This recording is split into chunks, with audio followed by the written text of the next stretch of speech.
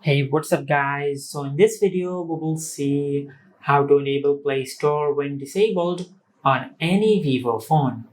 Now, as you can see, the Google Play Store has been disabled on our smartphone and we cannot find it on our home screen or on the app drawer.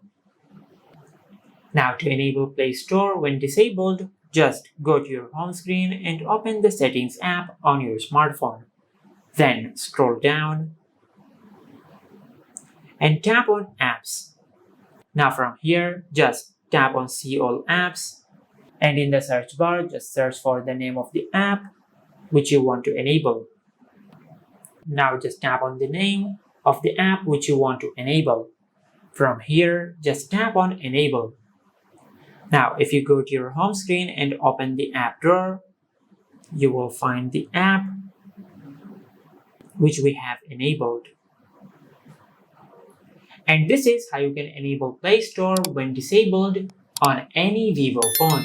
If you found this video helpful, please like the video and subscribe to our channel and hit the bell icon to get notified when we upload a new video.